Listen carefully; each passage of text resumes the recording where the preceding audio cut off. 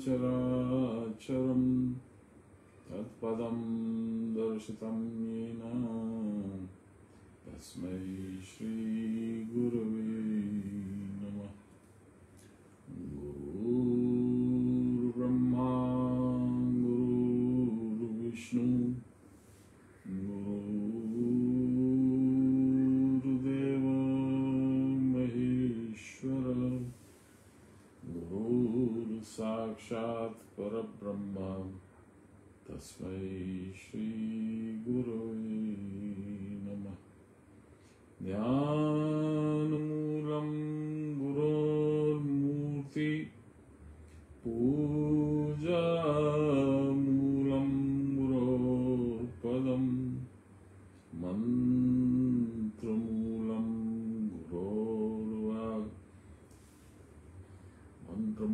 गुरोर्वाक्यं मोक्षमूलं गुरोर्कृपा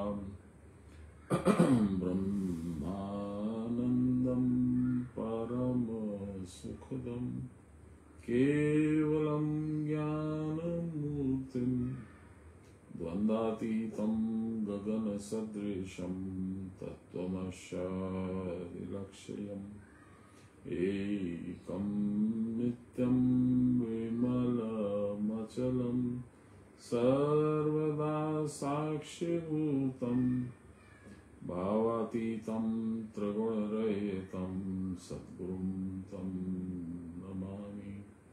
सद्गुरुं तं स्मरामि, सद्गुरुं तं भजामि। नमो ब्रह्मण्यदेवाय गोब्राह्मणहिताय च जगद्विताय श्रीकृष्णाय गोविन्दाय नमो नमः।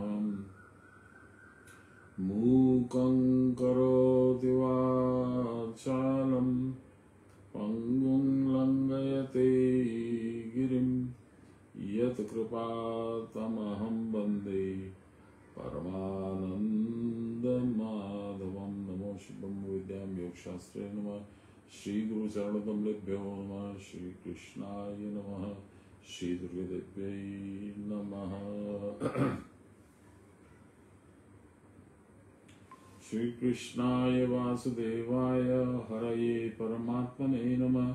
प्रणतक्लेशनाशाय गोविन्दाय नमो नमः।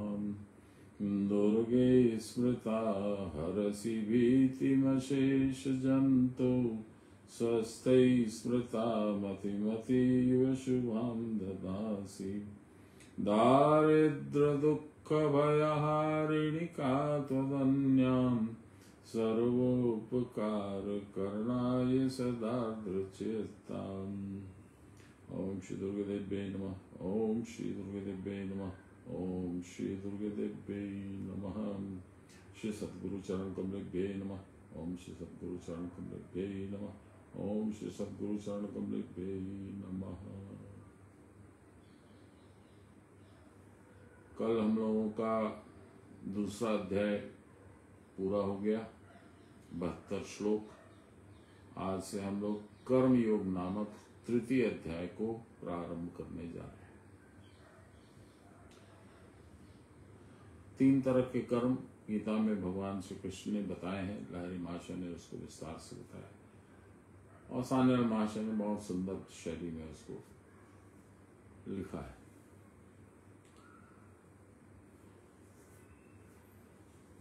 ये 3 कर्म क्या है?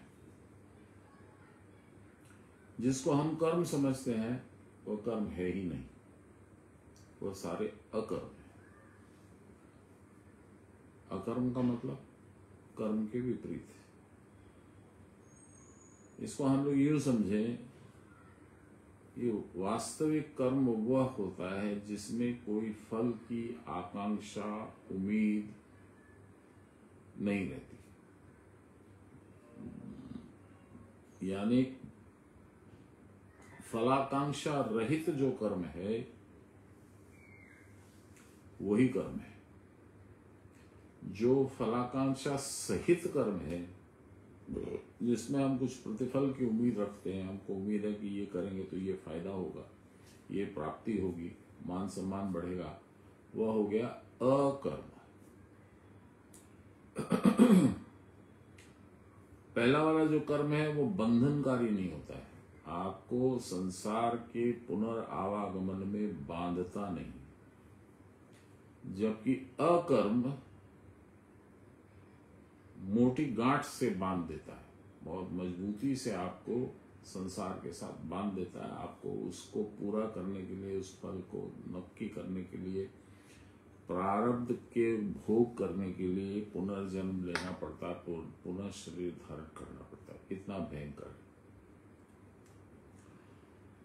और तीसरी कैटेगरी है विकर्म। विकर्म का मतलब होता है जहां कर्म करने की आवश्यकता ही नहीं है। ये जो लोग परावस्था प्राप्त हैं, जो उच्चतम योगी अवस्था में हैं, आरूढ़ हैं, उन लोगों को इसकी जरूरत नहीं होती। कर्म भी अकर्म भी, अकर्म तो खैर वो करते ही नहीं है, कर्म भी उनको जरूरत नहीं है, यानी साधन भी उनको जरूरी नहीं है। बाबा बोलते थे সাধন হচ্ছে একটা নৌকো, তুমি যখন এই ঘাট থেকে ওই ঘাট চলে গেলে, পৌঁছে গেলে, এবার তো তুমি এগোবে, তুমি কি নৌকোটা পিঠের উপরে বয়ে নিয়ে চলে যাবে? यानी इस घाट से उस घाट जाने के लिए जो नौका है उसका नाम है साधन। जब उस घाट पहुंच गए, उस पार पहुंच गए, भवसागर क्रॉस कर गए, तब फिर उस नौका को पीठ पे लाद करके कहां ले जाने की जरूरत है? उसको तो वहीं छोड़ दो, उसी घाट में। यह जब अवस्था आ जाए जहां कर्म करने की जरूरत ही नहीं है, सब समय परावस्था में ही लगे रहते हैं ऐसे सन्यासी, ऐसे योगी, ऐसे गुरु लोग, तो वो स्थिति को कहते हैं विकर्म। तो हम लोगों ने 3 व्याख्याएं करी। फलाकांक्षा सहित करने वाला जो कर्म है, किया जाता है जो कर्म है, वो हो गया अकर्म। फलाकांक्षा रहित जो किया जाता है वह हो गया कर्म। जहां फलाकांक्षा नहीं है फलाकांक्षा नहीं रहेगी तो तुम उसको अपना काम नहीं समझोगे, अपना काम नहीं समझोगे तो बंधन तुमको नहीं होगा। ये सारी बातें हम लोग सुनेंगे अभी बाबा के मुंह से। जैसे एक बहुत प्रचलित श्लोक है, ब्रह्मण्याध्याय कर्माणि संगम त्यक्त्वा करोति यः पापेन स लिम्पन्ते पद्मपत्रम एवंबसा। ब्रह्मण्याध्याय कर्माणि, ब्रह्मन की अध्यक्षता में, यानी भगवान का ही कर्म है, वही इसके लेने देने, पालन करने, नहीं करने, सफल बनाने, नहीं असफल बनाने, सब चीज के मालिक वही। मेरा कुछ नहीं है, मैं तो भृत्य हूं, भृत्य माने नौकर, और जैसा उनका आदेश है उसके अनुसार मैं कर रहा हूं। इस तरह के भाव को रख कर के संगम त्यक्त्वा करोति यः, संगम माने उसका साथ, यानी फल उत्पत्ति के बाद मुझे भी कुछ मिले ऐसी आशा के बिना संगम त्यक्त्वा करोति यः, जो भी ऐसा करता है उसका क्या होता है? पापे न सलिम्पन्ति, पाप में लिपायमान नहीं होता है, पाप उसको नहीं लगता है। तुम्हारा तो कर्म है नहीं, ये तो कर्म है भगवान का, उन्होंने आदेश दिया, तुमने किया। पापे न सलिम्पन्ति पद्म पत्रम एवंबसा, जैसे पद्म यानी कमल का फूल, उसके जो पत्ते होते हैं पानी पे तैरते रहते हैं, नीचे से भी सोख सकते, ऊपर से भी पानी सोख सकते हैं, पर न नीचे से न ऊपर से कहीं से भी सोखते नहीं। इसी तरह से तुम्हारा जो कर्म है वह इस संसार में रहते हुए भी किसी तरह का कर्म बंधन निर्माण नहीं करेगा। ये हो गया फलाकांक्षा रहित कर्म करने की व्याख्या। ये जीवन में बहुत दृढ़ भाव से समझने की और करने की चीज है, क्योंकि कबीरदास जी ने भी कहा है, और ये मैं सारी बातें बहुत बार बोल चुका हूं, लेकिन अब जो टॉपिक आया है तो उसके अनुसार मुझे बोलना पड़ रहा है। कबीरदास जी ने क्या कहा है? अपने कर्म की गति में क्या जानूं, मैं क्या जानूं बाबा रे। अपने कर्म की गति में क्या जानूं, मैं क्या जानूं बाबा रे। हे भगवान, हे गुरु, मैं तो जानता नहीं हूँ कौन सा मेरा कर्म मुझे कहाँ ले जाके पटकेगा, क्या क्या मेरे से भोग करवाएगा, क्या क्या मेरा प्रारब्ध बनाएगा, मैं तो नहीं जानता हूँ। पशु मरे 10 काज समारे, उसका चमड़ा, उसकी हड्डी, उसकी आंतें, खुर, सींग सब काम में आते हैं, कुछ न कुछ बनता है। पशु मरे 10 काम संवारे, नर मरे कछु काज न आवे। उसको ले जाकर दफना देते हैं या चला देते हैं, वो किस काम का? मट्टी टू मट्टी, कोई काम नहीं होता। अपने कर्म की गति में क्या जानूं, मैं क्या जानूं बाबा रे। जब मनुष्य को जलाते हैं तो क्या दृश्य रहता है, ये कबीरदास जी बोलते हैं इसी गाने में आगे। हाड़ जले, हड्डियां, हाड़ जले जैसे लकड़ी का छूला। लकड़ी का छूला बोलते हैं, वो रंधा रहता है इतना बड़ा सा, उसमें 2 हैंडल रहते हैं आगे पीछे, उनको हैंडल को पकड़ के लकड़ी के ऊपर चलाता है बढ़ई, तो प्लेन हो जाती है। उसमें जो पतली पतली छिलके जैसी लकड़ी का वो निकलता है, उसको छूला बोलते हैं। हाड़ जले जैसे लकड़ी का छूला, केश जले जैसे घास का पूला। बेचारी अपने जन्म अपने कर्म की गति में क्या जानूं, मैं क्या जानूं बाबा रे। और इस बेसिक थॉट से, इस बेसिक क्या कहिएगा, प्रिसेप्ट से, कॉन्सेप्ट से बहुत सारी और बातें निकलती हैं। जब शरीर मेरा नहीं है तो इतना मोह मुझे क्यों है शरीर में, और शरीर के उत्पादों में, और शरीर के रिश्तों में, बहुत सारी बातें इसके साथ एसोसिएटेड है। आपको ध्यान होगा पहला जो अध्याय था, धर्मक्षेत्रे कुरुक्षेत्रे संवेतायुत्सव मामका पांडवश्चैव किम कुर्वत संजय। हे संजय, मेरे और पांडु के बच्चे अपनी अपनी सेनाओं के साथ युद्ध की इच्छा से कुरुक्षेत्र धर्म क्षेत्र में क्या कर रहे हैं, मुझे बता। एक छोटे से सेंटेंस में लहरी माशा ने बहुत सुंदर तरीके से बताया कि तू देह है ही नहीं।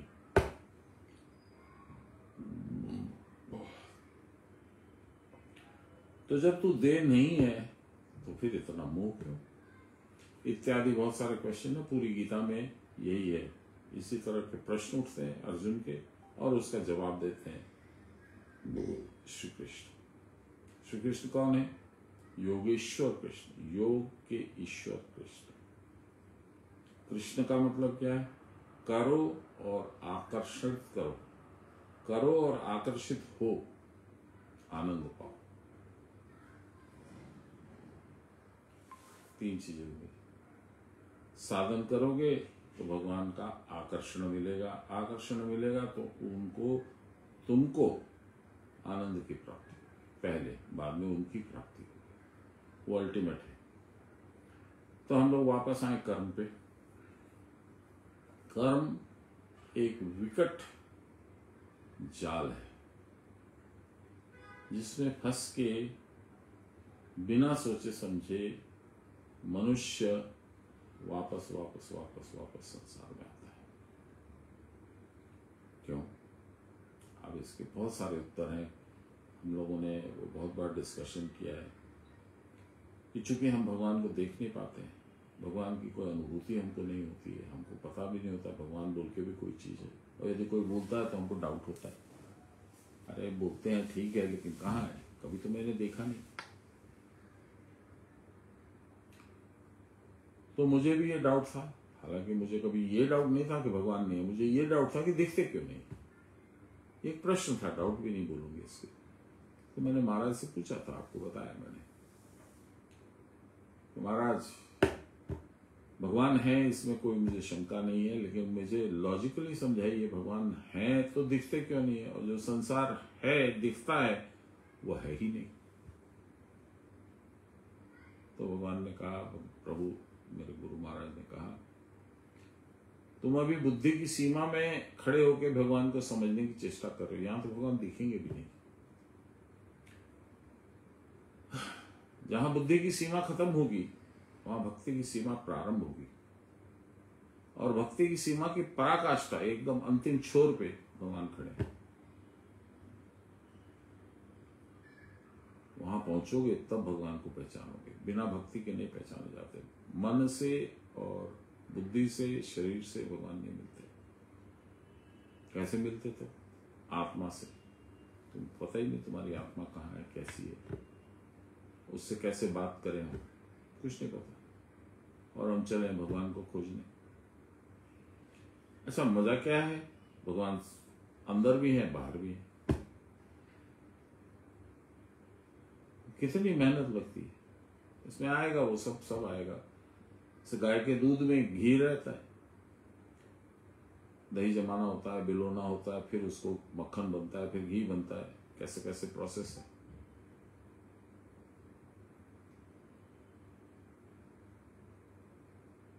तो जब गाय के अंदर में घी है तो गाय को स्वस्थ होने में, रहने में क्या असुविधा?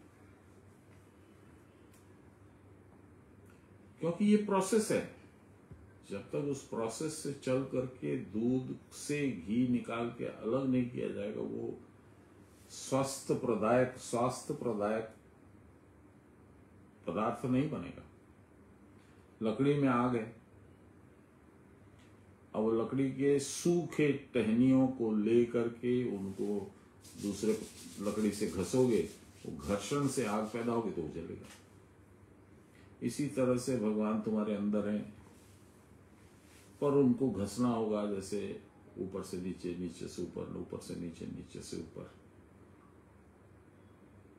तब एनर्जी जनरेट होगी, तब तुम्हारी बहिर्श्वास कंट्रोल होगी, अंदर जाएगी, और जब सुषुम्ना में प्रवेश करेगी तो भगवान मिलेंगे। तो आगे नहीं जाते हैं हम लोग, एक एक स्टेप बढ़ते हैं आगे। तृतीय अध्याय, पहला श्लोक, कर्मयोग। अर्जुन उवाच, अर्जुन बोलते हैं। अर्जुन का प्रश्न आना लाजमी है, क्योंकि अर्जुन ही सूत्रधार है। अर्जुन के प्रश्न नहीं होंगे तो बताएगा कौन, और क्यों बताएगा? देखिए, ये जो प्रश्न है, चाहे अर्जुन के हों, चाहे मेरे हों, चाहे आपके हों, चाहे किसी के हों, ये प्रश्न को उत्पन्न करती है जिज्ञासा। जिज्ञासा माने जानने की आशा, और जानने की आशा उसी को होती है जो अपने बारे में, संसार के बारे में, भगवान के बारे में सतर्क होता है। तो हर समय उसके मन में एक प्रश्न होता है, ऐसा क्यों? अर्जुन भी यही पूछ रहे हैं, ऐसा क्यों? सुनिए, मैं जो 5 बजे शाम को एकदम पक्का था, 5 बजे शाम से लेकर रात को 12, साढ़े 12, कभी कभी 1 बजे तक बैठा रहता था बाबा के पास, यानी 7 से 8 घंटा। तो यही तो करता था। उनको एक छोटा सा प्रश्न किया, फिर 2 घंटे, 2.5 घंटे, 3 घंटे उसको सुनता था, उसका जवाब। वो एक से निकल के दूसरे में, दूसरे से तीसरे में, चौथे में, पांचवें में, छठे में टॉपिक में घूम कर फिर आते थे मूल प्रश्न पे। हाँ तो तुम ये जो बोल रहे थे उसका तब फाइनली ये उत्तर हुआ, समझे। गीता में भी भगवान ने यही किया। अब गीता वाले भगवान को तो मैं नहीं ढूंढ पाया, पर ये वाले जो मेरे भगवान थे, मेरे सदगुरु, उन्होंने मुझे ढूंढा। मैं तो उनको अवॉइड करता था। चलिए, अर्जुन उवाच जायसी चेत कर्मणस्ते मता बुद्धिर्जनार्दन तत्किं कर्मणि घोरे माम नियोजयसि केशव। हे केशव,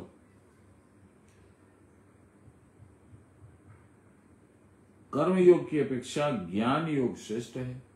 जानना, भगवान को जानना। कर्म करके क्या होगा?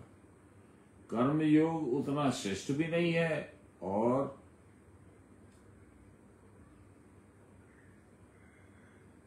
युद्ध रूप होने से घोर कर्म भी है, विकट कर्म भी है।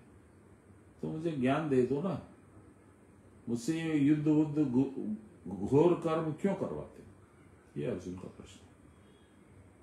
जैसे कि अर्जुन की मर्जी के अनुसार भगवान चलेंगे या उनका नियम बनेगा या बदलेगा, ये तो संसार का नियम है। आज से नहीं, आदिकाल से। जैसा करोगे वैसा पाओगे। इसीलिए क्री पा, करो और पाओ।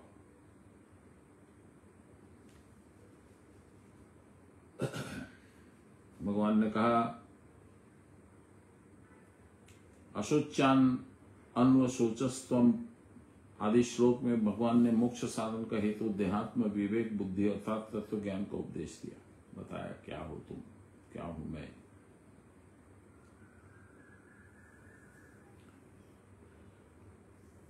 फिर उन्होंने कर्म योग का भी उपदेश दिया। कर्म तो तुमको करना पड़ेगा, पर इन दोनों में कौन सा श्रेष्ठ है, कौन सा सबसे ज्यादा श्रेयस्कर है, यह स्पष्टता अभी तक नहीं बताया। इसलिए अर्जुन के मन में शंका का उठना स्वाभाविक है। लाहिरी माशा कह रहे हैं शरीर के तेज से अनुभव हो रहा है यदि कि क्रिया की परावस्था में रहना ही श्रेष्ठ कर्म है। यहां जाकर के और यहां घुस जाओ और वहीं रहो, यही तो है क्रिया की परावस्था। वहां सब कुछ का, सब चीज का ज्ञान है। कोई भी चीज अनजानी नहीं है, अज्ञानी नहीं है। मां प्रणाम दे रहे, तो वो क्यों ना करें हम प्रभु। आप हमको बोल रहे जाओ युद्ध करो, उसको हराओ, उसको हराओ, उसको मारो, उसको पीटो। काहे ऐसा करवा रहे आप मेरे से? ये घोर कर्म क्यों करवा रहे हैं? तो ये क्रिया करना जो घोर कर्म है, इसमें क्यों मुझे प्रवृत्त किया जा रहा है, क्यों मुझे फंसा रहे हैं? लाहिरी माशा कह रहे अर्जुन की तरफ से। सान्याल बाबा कहते हैं क्रिया की परावस्था की प्राप्ति ही साधना का उद्देश्य है। ये जो कर्म करते हैं, क्रिया रूपी कर्म, इससे परावस्था की प्राप्ति होती है, इसीलिए ये करना पड़ता है। इससे ही मन शांत हो और निश्चिंत होता है, प्रज्ञा भी प्रतिष्ठित होती है। यदि यही प्रार्थनीय है तो क्यों ना हम निश्चिंत होकर कुटस्थ में दृढ़ स्थिति करके चुपचाप होकर बैठे रहते। परावस्था ही अच्छा है तो कुटस्थ में हम स्थिति बना के रखते। बाबा बोलते थे ना कि दौरकार बाबा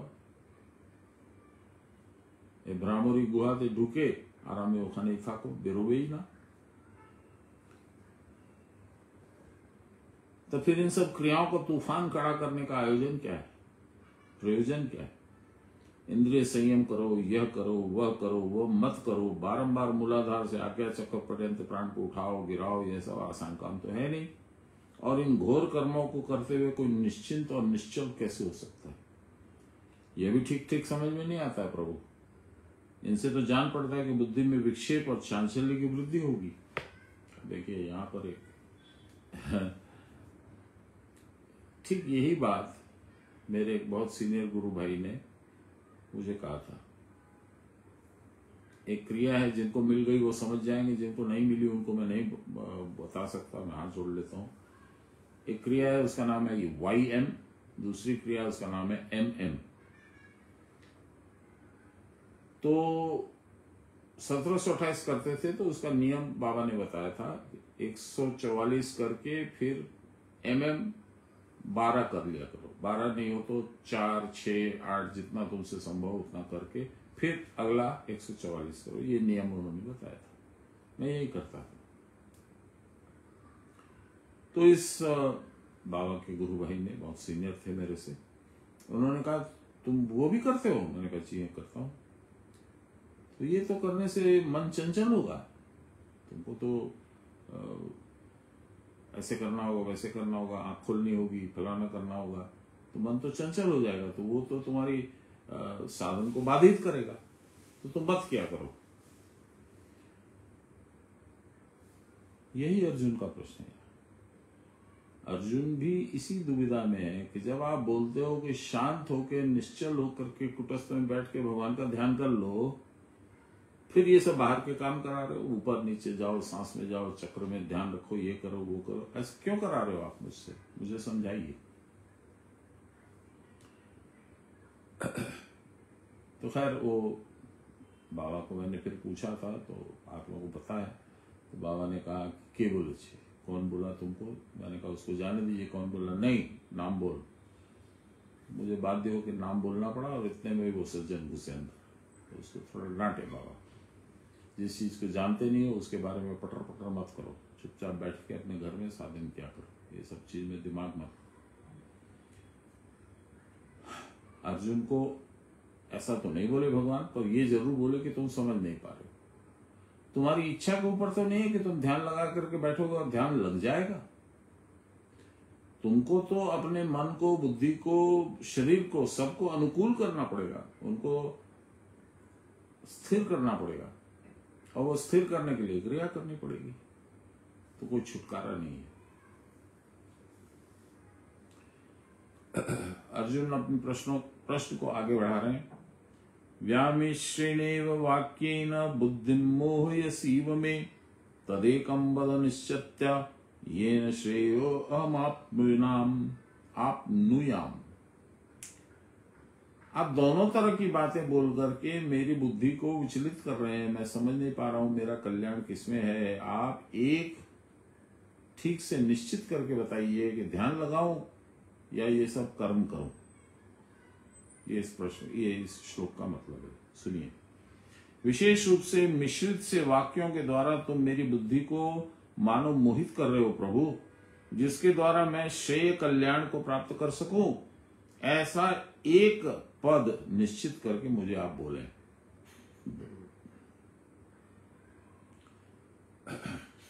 लहरी बाबा, दोहरी बातों से मेरी बुद्धि मोहित हो रही है, मैं समझ नहीं पा रहा हूं क्या सही है क्या गलत है। अतः जो एक इनमें से श्रेष्ठ है, क्रिया करूं या क्रिया की परावस्था में रहूं, उनमें से एक बताओ मुझे। सान्याल बाबा कहते हैं अर्जुन को ऐसा लगा कि भगवान एक बार क्रिया की प्रशंसा, दूसरी बार क्रिया की परावस्था की प्रशंसा करके दोहरी बातें बोल रहे हैं। क्रिया करना या क्रिया की परावस्था में रहना मानो दोनों अर्जुन की इच्छा और पसंद के ऊपर निर्भर करता है। ये भ्रम आपको, मेरे को, सबको होता है। अरे तो क्या जरूरत है इतना, चुपचाप मन लगा करके बैठो ना, ठीक हो जाएगा। अतः अपनी इच्छा के अनुसार वो किसी एक को चुन सकता है। इस समय वह निश्चय भी नहीं कर पा रहा है कि किसको चुने। भगवान दोनों की प्रशंसा करते हैं, अतः उन मन दोनों ओर दौड़ रहे हैं। साधन करना, अभ्यास करना, इन सब की अपेक्षा अर्जुन को स्थिर होकर चुपचाप बैठे रहना ही अच्छा लग रहा है। अब भगवान के मुंह से सुनकर वह क्रिया छोड़कर चुपचाप स्थिर होकर बैठने का आयोजन कर रहे हैं। भगवान बोल दे ना ठीक है, तब तुम ध्यान लगा के बैठो, बस बच गए। ये युद्ध फुद्ध लंद फंद करने की जरूरत नहीं मेरे को। इस उम्मीद से अर्जुन भगवान से प्रश्न कर रहे हैं। यही उनके मन की बात है। कुछ विचारशील और तत्पर साधक के लिए ऐसा सोचना असंभव भी नहीं है। जब उनको पाने के दो मार्ग हैं, तो जिस मार्ग को पकड़ने से उनके पास शीघ्रातिशीघ्र पहुंचा जा सकता है, वही मार्ग पकड़ कर चलना ठीक है। मोक्षस्य कारणम कर्म ज्ञानम व मोक्ष साधनम। वाल्मीकि मुनि के समान महापुरुष ने भी प्रश्न किया था कि मोक्ष का साधन ज्ञान है या कर्म। मोक्ष मार्ग पर चलने में ज्ञान और कर्म दोनों का ही प्रयोजन होता है। इसको हिंदी में हम लोग अनुषांगिक बोलते हैं, सप्लीमेंट्री। इंग्लिश में बोलते हैं एक्सिलरी। इसके बिना वो नहीं होगा, उसके बिना वो नहीं होगा। कर्म नहीं करोगे तो ज्ञान नहीं होगा, ज्ञान नहीं करोगे तो भक्ति नहीं होगा। मोक्ष मार्ग पर चलने में ज्ञान और कर्म दोनों का ही प्रयोजन होता है। दोनों ही मार्गों को प्रयोजनीय समझकर भगवान ने कर्म और ज्ञान दोनों की प्रशंसा की है। अर्जुन को मोहकूप में डालने के लिए भगवान दोहरी बात नहीं बोलते। हमारी बुद्धि के दोष से हमें ऐसा उल्टा प्रतीत होता है। श्री भगवान वाचन। अब अर्जुन के 2 श्लोक में प्रश्न का उत्तर अब भगवान 3रे श्लोक में दे रहे हैं। भगवान कहते हैं, लोके अस्मिन् द्विधा निष्ठा पुरा प्रोक्ता मया नघ, ज्ञान योगेन सांख्यानाम कर्म योगेन योगिनाम। हे अर्जुन, इस संसार में 2 प्रकार की ब्रह्मनिष्ठा मेरे द्वारा पूर्व में कही गई।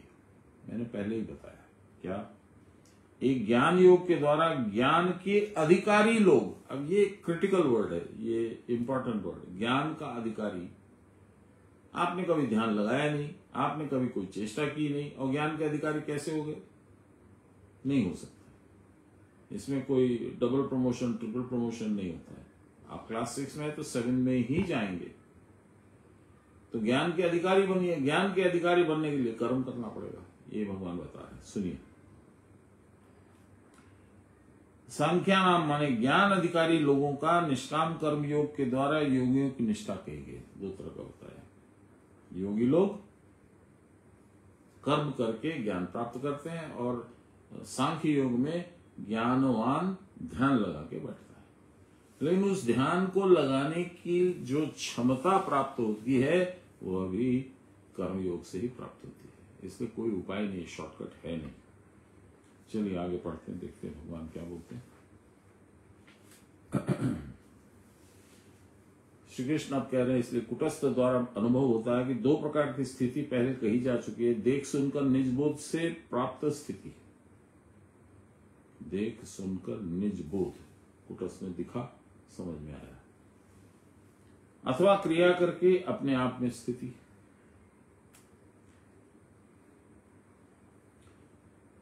सान्याल बाबा कहते हैं, 2 प्रकार के साधन अभ्यासों के द्वारा यह स्थिति प्राप्त होती है। ब्राह्मी स्थिति की प्राप्ति ही साधक का लक्ष्य है। दोनों ही में ब्राह्मी स्थिति चाहिए। इस स्थिति की प्राप्ति के लिए 1 प्राणायाम आदि क्रिया योग, 2 योनि मुद्रा में दर्शन आदि ज्ञान योग है। ये योनि मुद्रा =YM। दोनों साधनों के द्वारा यह स्थिति प्राप्त हो सकती है, पर बिना प्राणायाम के YM नहीं हो सकता। योनि मुद्रा। चलिए आगे बाबा क्या बोलते देखते हैं। पहला साधन कर्मयोग है। प्राण में मन को रखकर कार्य करना। सदगुरु के द्वारा उपदेश सुषुम्ना मार्ग में स्थित चक्रों में प्राण को ले जाकर और उसमें मन को स्थित करके यह कार्य किया जाता है। इसका अंतिम फल यह होता है कि प्राण स्थिर होने पर मन ब्रह्माकाश में मिलकर ब्रह्म के साथ एक हो जाता है। सुषुम्ना के ठीक हुए बिना इसके लिए दूसरा कोई उपाय नहीं है। प्राणायाम आदि द्वारा सुषुम्ना मार्ग में प्राण के प्रविष्ट होने से ही यह कार्य संपन्न होता है। मद्यपान करने पे जैसे मद्यप को नशा होता है, बाहरी विषयों का ज्ञान नहीं होता है, उसी प्रकार इसमें एक प्रकार के नशे की समान स्थिति होती है। जगत भूल जाता है, साधक अपने आप को भी भूल जाता है। प्राण मस्तक में जाकर स्थिर होता है, वहीं रुक जाता है। तब एक परम निवृत्ति रूप उपशांति आकर उपस्थित होती है। परम निवृत्ति, संसार से कोई संपर्क नहीं, सब चीज से निवृत्त हो जाना, एकदम अलग। साधक के सांसारिक दुखों का सदा के लिए अवसान हो जाता है। द्वितीय में भी सुषुम्ना भेद होता है, उसका भी साधन कौशल है। उस साधन का अवलंबन करने से साधक को अनेक अभूतपूर्व विषय ज्ञान गोचर होते हैं। ये वायम की योनि मुद्रा की बात हो रही है। अपूर्व ज्योति का प्रकाश, उसके भीतर बिंदु, नाद और कला का प्रत्यक्ष अनुभव होता है और उस नाद बिंदु को भेद करके पुरुषोत्तम आदि के दर्शनों के उपरांत साधक को अनंत चिदाकाश में अवस्थान रूप महासिद्धि प्राप्त होती है। इस बीच नाना प्रकार के दर्शन और श्रवण के द्वारा साधक का चित्त परमानंद में मग्न हो जाता है। ब्रह्माकाश में मिलने के यही दो मार्ग हैं, परंतु बहुत भयंकर है। परंतु द्वितीय मार्ग में आने के लिए कर्मयोग की सहायता आवश्यक है। इसको बाईपास करने से नहीं होगा। प्राणायाम के द्वारा ही प्राणवायु स्थिर न हुई तो मन लंपट होकर बाहरी विषयों की ओर दौड़ जाएगा। अब लगाते रहिए ध्यान, आपका मन घूमेगा अमेरिका, अफ्रीका, अतः वह अभ्यंतर प्रवेश ही नहीं कर पाएगा। आपके अंदर नहीं लौटेगा, मन बाहर घूमेगा।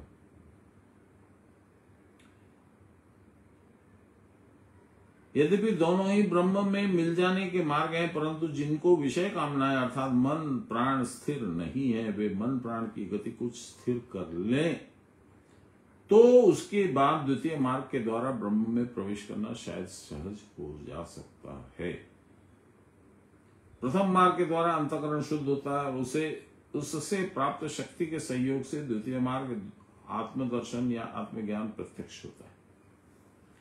वो श्लोक है जो इतना इंपॉर्टेंट है, जो मैं हरदम बोलता हूँ। विधिवत प्राण संज्ञामेर नाड़ी चक्र विशोधते सुषुम्ना वदनम वित्वा सुखे दुषति मारुत मध्य संचारे मनस्थैर्यं प्रजायते।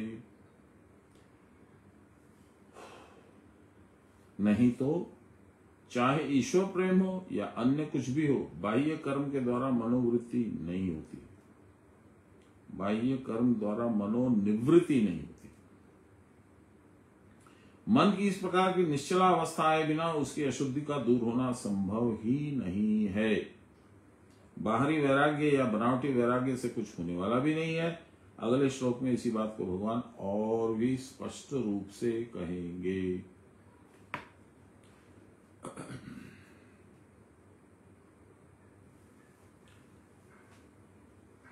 न कर्मणा मनारंभर नैष्कर्म्य पुरुषो अहश्नुते न च संन्यसनादेव सिद्धिं समधिगच्छति। मनुष्य कर्मों के अनुष्ठान किए बिना निष्क्रिय अवस्था को प्राप्त नहीं कर सकता, यानी साधन किए बिना स्थिरता नहीं आएगी। केवल संन्यास ग्रहण या कर्म त्याग सिद्धि को प्राप्त नहीं कर सकता। सब कुछ छोड़ छाड़ के बैठ गए, मन का क्या करोगे? तुम कुछ भी छोड़ दो, मन किसी चीज को नहीं छोड़ेगा। तो मन को तो धीरे धीरे लाइन में लाना पड़ेगा। इसलिए मन को दो जानवरों की उपाधि दी जाती है। कहीं कहीं बोला गया है मन बंदर के जैसा है, नाचत मन मरकट की नाई। मरकट माने बंदर, इसी तरह नाचता है मेरा मन। दूसरी जगह क्या है, मन ऐरावत हो ही रहा, किसी पैठ हो जाए, ऐरावत की जैसे, हाथी के जैसे मस्त है, उसको कैसे काबू करोगे? और वो सूक्ष्म स्थानों में कैसे प्रवेश करेगा? इसलिए हाथी और बंदर बड़ी विचित्र अवस्था है मन की। सब कुछ आप छोड़ दोगे लेकिन मन किसी को नहीं छोड़ेगा, उसका जहां मन होगा वहां जाएगा ही। चलिए, लाहिरी मास्टर इसमें 4 लाइन बोले। पहले क्रिया किए बिना स्थिति अर्थात क्रिया रहित उत्तम पुरुष में स्थिति नहीं होती। उत्तम पुरुष कौन है? आपको याद करा रहा हूं, ज्यादा करके लोगों को याद होगा। 3 तरह के पुरुष बताए गए हैं हमारे शरीर के अंदर। एक क्षर पुरुष, बाहर का शरीर, एक अक्षर पुरुष, कुटस्थ, तीसरा उन दोनों से श्रेष्ठ उत्तम पुरुष, जो यहाँ भगवान का संपूर्ण उसमें समावेश है। वो ब्रह्म का अंतिम दर्शन है। पहले क्रिया किए बिना स्थिति अर्थात क्रिया रहित उत्तम पुरुष में स्थिति नहीं होती। उसके बिना अनावश्यक वस्तु में इच्छा रहित भी नहीं हो जाया जा सकता और इच्छा रहित हुए बिना समस्त विषयों की सिद्धि नहीं होती। अर्थात इच्छा रहित होने से ही सारी सिद्धियां प्राप्त होती हैं। सिद्धियां होने पर मन तृप्त हो जाता है, अतएव मन इच्छा रहित होने से ही तृप्त होता है। सिद्धि का मतलब यह होता है इच्छा रहित अवस्था। यद्यपि शास्त्र में, अब सान्याल बाबा कह रहे हैं, यद्यपि शास्त्र में ब्रह्म ज्ञान की प्राप्ति के लिए संन्यास ग्रहण की विधि है, विधि माने तरीका, रेसिपी, परंतु चित्त की शुद्धि के बिना वैराग्य उदय ही नहीं होता।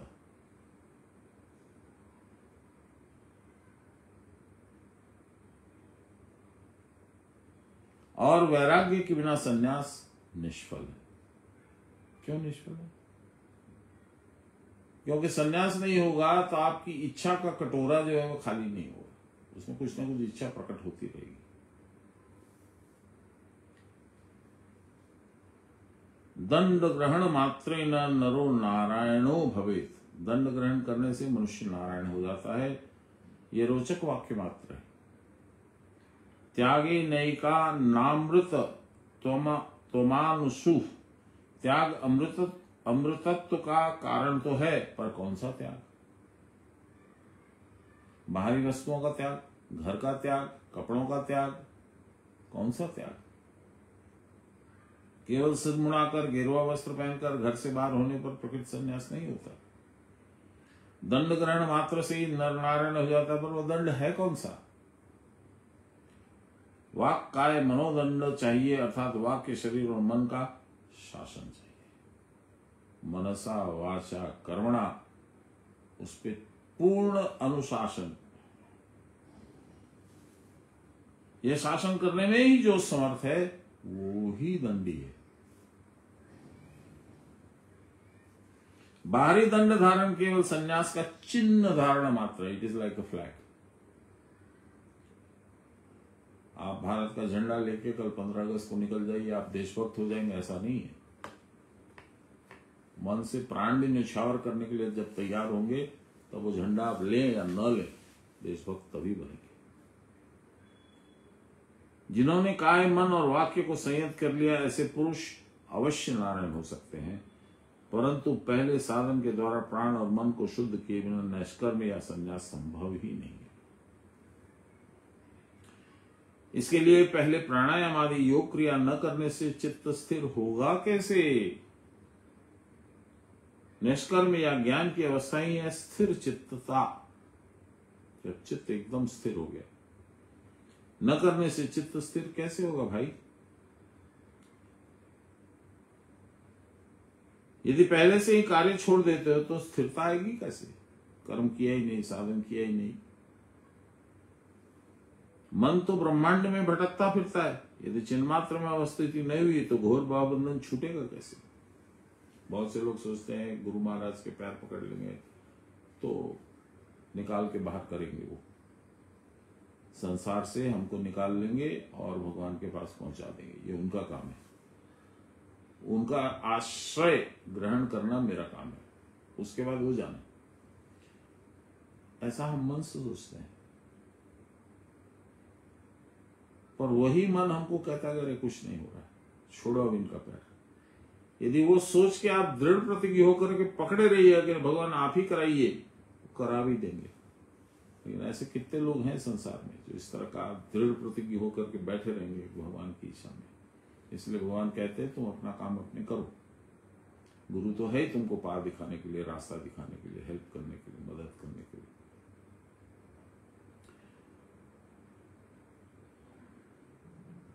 मुंह से ज्ञान वार्ता सुनकर शास्त्र अवलोकन करके तो किसी की भी चिन्मात्र में अवस्थिति होती नहीं। चर्चा कर ली, गीता पाठ पढ़ लिया, सुन लिया, समझ लिया, आंख बंद करी और पहुंच गए भगवान के पास।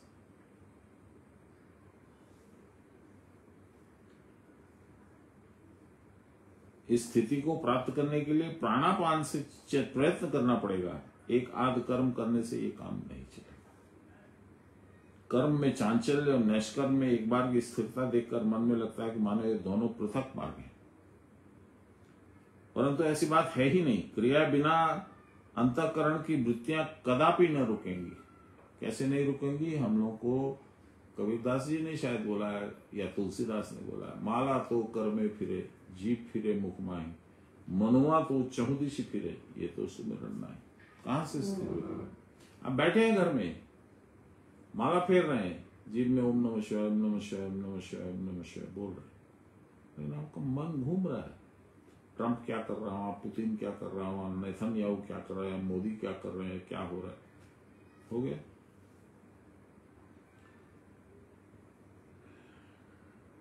क्रिया किए बिना अंतःकरण की वृत्तियां कदापि न रुकेंगी। क्रिया करने की पहली अवस्था में मानो युद्ध ही करना पड़ता है।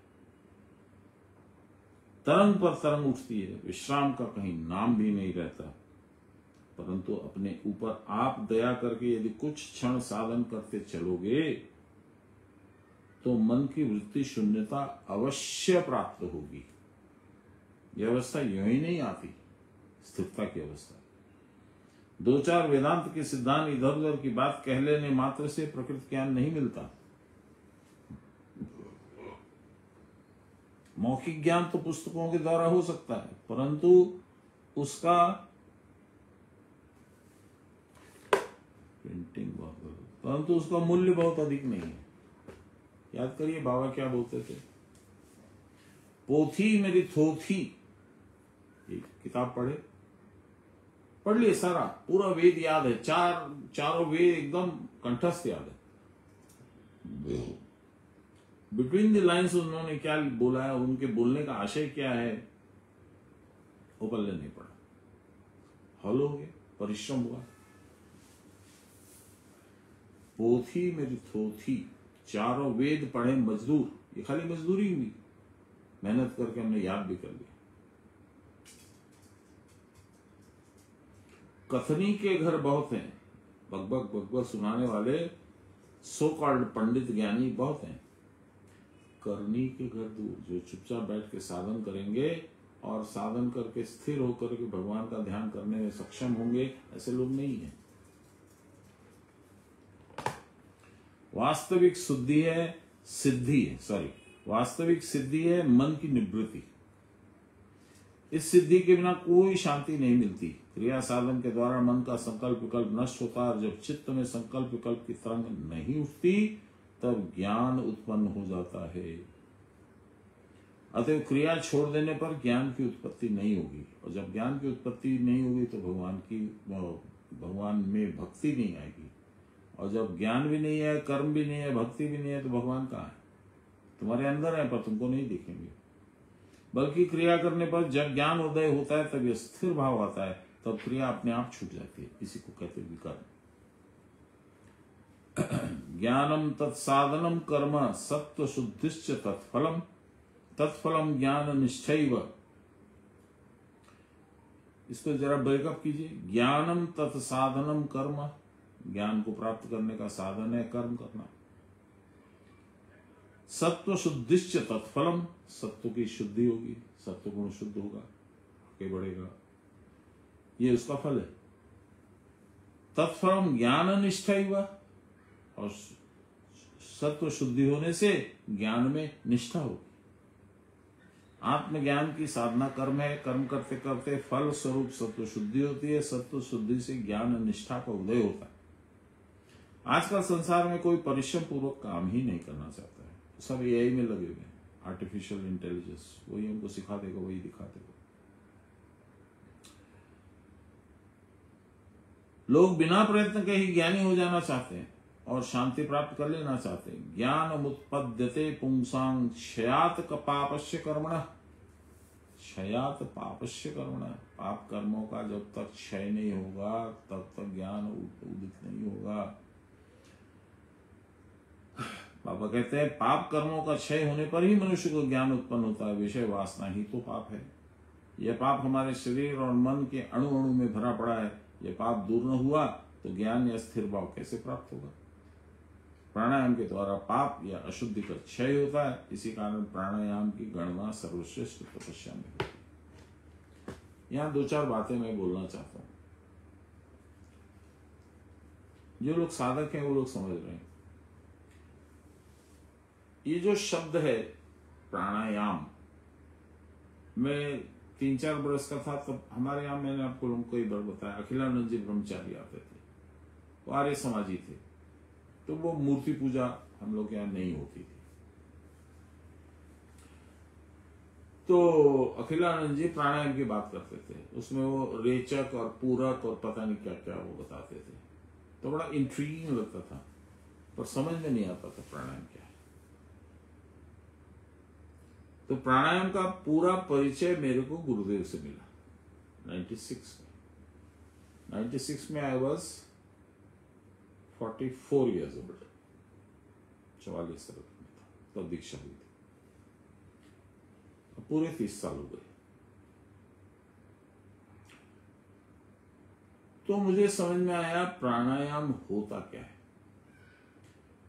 फिर उस शब्द का अर्थ खोजने लगा मैं, इसको प्राणायाम क्यों कहते हैं। आयाम का मतलब होता है डायमेंशन, लेंथ, ब्रेड्थ, हाइट या डेप्थ, 3 डायमेंशंस। और प्राण का आयाम कैसे होगा, प्राण का लेंथ, ब्रेड्थ, हाइट या डेप्थ कैसे होगा, यही समझने के लिए प्राणायाम करना है। नहीं तो हम लोग समझते हैं प्राण मेरा मेरे अंदर है, बस खत्म। ये ब्रह्मांड व्यापी है, ये हम नहीं जानते। ये जानने के लिए प्राणायाम करना है। तरीका आप लोगों को गुरुदेव ने बता दिया, इसलिए उसमें बोलने की आवश्यकता नहीं है। तो प्राणायाम हर जगह पे प्रयोजनीय है। सनातन धर्म में हर अच्छे कर्म में, किसी भी कर्म में प्राणायाम का करना होना ये नियम है। मेरे अपने कोई कन्या नहीं है, इसलिए एक भाई की 2 कन्याएं थी, तो एक मुझे कहा गया कि तू दान दे दे, कन्यादान। तो जो भी पूजा पाठ होता है वो सब करते करते पंडित जी ने कहा अब आप 3 प्राणायाम करिए।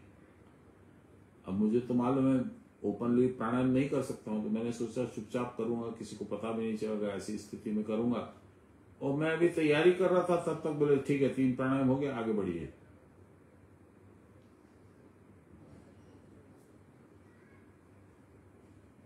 नियम पे चल रहे हैं, लेकिन नियम का अनुपालन नहीं कर रहे। प्राणायाम करिए, यहां तक तो ठीक था, करने का मौका तो दीजिए। अगले दिन ही सुबह में बाबा के पास पहुंच गए। रात को लेट हो गई थी, 12 साढ़े 12 बज गए थे, वो सब फंक्शन वगैरह खत्म होते थे। सुबह में मैं 9 साढ़े 9 बजे बाबा के पास पहुंच गया। तो वो निकले तो मुझे बुलाया और बैठाया, और मैंने कहा बाबा ऐसा ऐसा हुआ। मैंने ये समझा यहाँ कहाँ कहाँ मेरी गलती में, मैंने समझ में गलती है, वो मुझे बता दीजिए। तो उन्होंने जो भी उचित था वो बताया सारा, इस प्रोसेस का मतलब ये, इस प्रोसेस का मतलब ये है। प्रधान है प्राणायाम। क्यों? क्योंकि आप कुछ भी करते हैं तो आप देह आत्मबोध से ग्रसित हैं। मैं ये देह हूं, इस देह के कल्याण के लिए मैं ये कर रहा हूं। जैसे बाबा रामदेव का प्राणायाम है, वो देह के लिए, स्वास्थ्य के लिए कराते हैं, आत्मिक स्वास्थ्य के लिए नहीं कराते, आध्यात्मिक प्रगति के लिए नहीं कराते, उनको उसका आइडिया ही नहीं है। और हम लोग पूरे संसार में लोग इतना पागल हैं योगा करना। Yoga yoga, what is this yoga? हम लोग उसी में लगे हुए। नींद बहुत अच्छी आती है, मेरी पाचन शक्ति बहुत अच्छी हो गई, भूख भी लगने लग गई।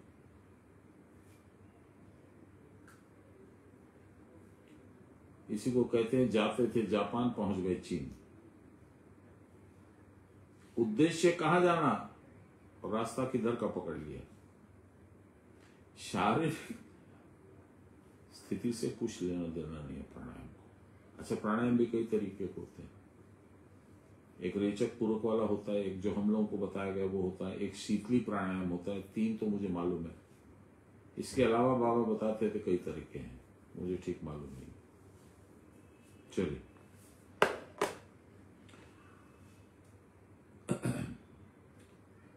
विषय वासना ही पाप है। इस लाइन को फिर से पढ़ रहा हूं, प्राणायाम की बात हुई ना, इसलिए विषय वासना ही पाप है। यह पाप हमारे शरीर और मन के अणु अणु में भरा पड़ा है। यह पाप जब तक दूर न होगा तब तक ज्ञान या स्थिर भाव प्राप्त कैसे होगा। प्राणायाम के द्वारा ही पाप या अशुद्धि का क्षय होता है। इसी कारण प्राणायाम की गणना सर्वश्रेष्ठ तपस्याओं में होती है।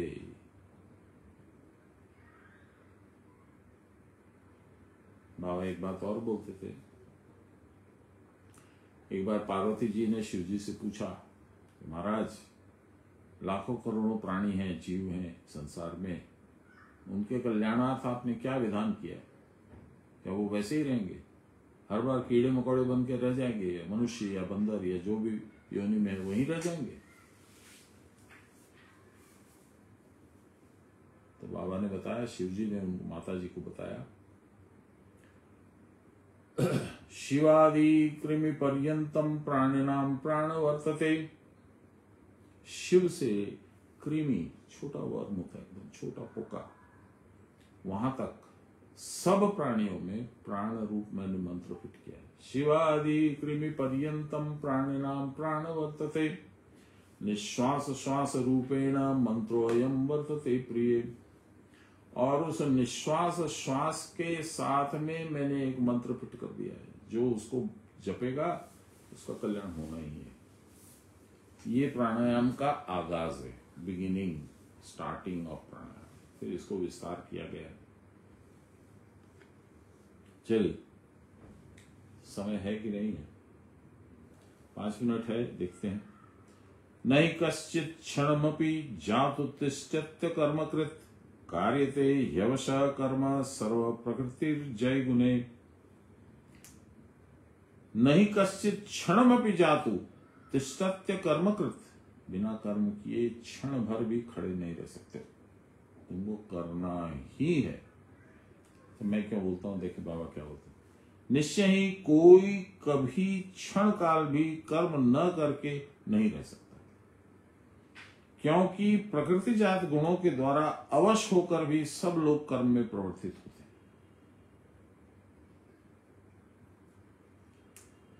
लारी माशा, कर्म के बिना कोई क्षण मात्र भी नहीं रहता। कर्तव्य बुद्धि से सारे कर्म करना यही कर्म होता है, क्योंकि उसका कर्ता ब्रह्मसूत्र सुषुम्ना है। ब्रह्मसूत्र सुषुम्ना,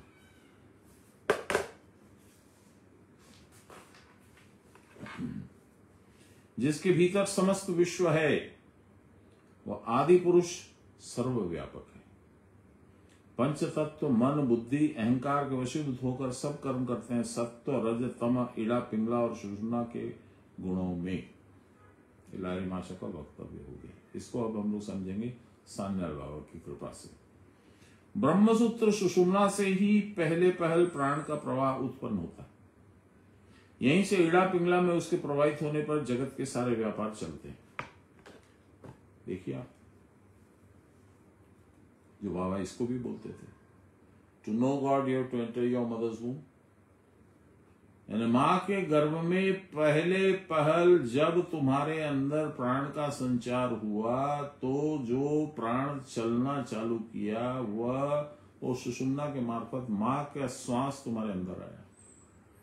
बहिर्श्वास तो ब्लॉक था, पानी में हो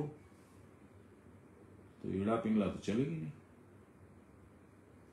फिर से सुनिए, ब्रह्मसूत्र सुषुम्ना से ही पहले पहल प्राण का प्रवाह उत्पन्न होता है बच्चे के पेट में, बच्चे की नाभि में, नॉट पेट में। यहीं से ईड़ा पिंगला में उसके प्रवाहित होने पर जगत के सारे व्यापार चलते हैं। जैसे ही वो मां के गर्भ से बाहर निकला, सुषुम्ना को रोक दिया गया, क्लैंप कर दिया गया, और यहाँ को खोल करके उसको थपथपा कर चालू कर दिया। बहिर्श्वास चालू हुआ, जगत चालू हो गया। परंतु इस प्रवाह का असली खूंटा सुषुम्ना ही है। यही प्रकृति रूपिणी आद्या शक्ति प्राण है, उसी में सारा विश्व संसार है।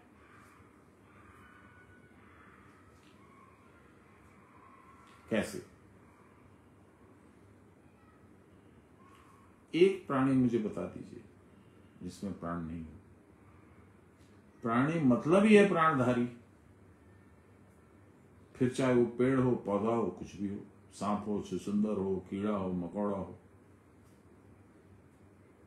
और सब में वही प्राण है जो आप में है, सब में वही आत्मा है जो आप में है।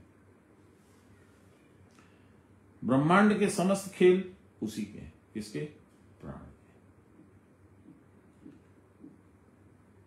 प्राण विश्व का धारक है, धारण करने वाला। इसी कारण वह सर्वव्यापक और जगन माता है। इसीलिए उसकी जो पूजा होती है उसको जगधात्री की पूजा भी बोलते हैं। स्त्रीलिंग रूप में, माता के रूप में उसकी पूजा होती है, इसलिए उसको जगधात्री बोलते हैं।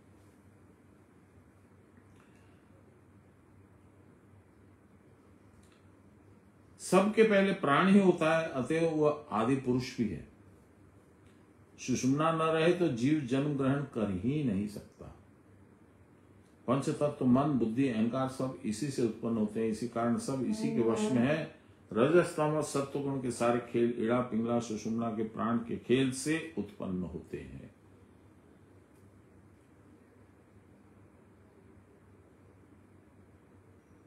परंतु इनका मूल है ब्रह्मसूत्र सुषुम्ना, और सुषुम्ना के अंतर्गत ब्रह्म नाड़ी। सुषुम्ना में 3 नाड़ियां हैं, आपको मालूम है, चित्रा, वज्राख्या और ब्रह्म नाड़ी। इस ब्रह्म नाड़ी में सब बंधे हैं। अतः प्राण क्रिया करते करते सबसे प्राण के प्रवाह को समेटकर जब इस आदि स्थान ब्रह्म नाड़ी में लाया जाता है तो गुण त्रय की अतीतावस्था आरंभ हो जाती है। और वैसा ना होकर जब तक गुण का प्रवाह चलता रहेगा, रजोगुण तमोगुण, तब तक ज्ञानी हो या अज्ञानी हो उसके कार्य उसी के अनुसार चलते रहेंगे। उसमें बाधा देने की क्षमता किसी में भी नहीं है। आज हम लोग यही रोक देते हैं। 5 श्लोक हम लोगों ने कवर किया कर्मयोग में। श्री कृष्ण गोविंद हरे मुरारे, हे राम नारायण वासुदेवम, श्री गुरु चैतन्य हे आत्मदेव, हे मात दुर्गे हर विश्वनाथ, सर्वे भवन्तु सुखिनः, सर्वे सन्तु निरामया, सर्वे भद्राणि पश्यन्तु, मा कश्चित् दुःखभाग् भवेत्। असतो मा सद्गमय, तमसो मा ज्योतिर्गमय, मृत्योर्मामृतं गमय, आविराविमहि। बोलिए प्रेम से गुरु महाराज की जय, परम गुरुदेव की जय, परात्पर गुरुदेव की जय, परमेष्टि गुरुदेव की जय, आदि गुरुदेव की जय, गुरु माता की जय। हर हर महादेव। मां प्रणाम देवें। आप लोग सबको जय गुरु।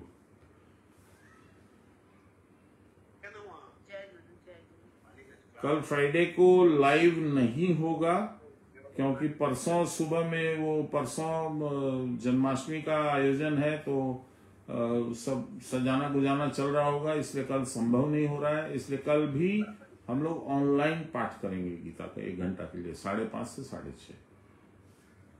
जय गुरु। जय गुरु। परसों जरूर से आइएगा, जिसके लिए भी संभव हो वो आ जाइएगा। जन्माष्टमी में कृष्णा जी भी आ रही हैं भागलपुर से, और आनंद रहेगा।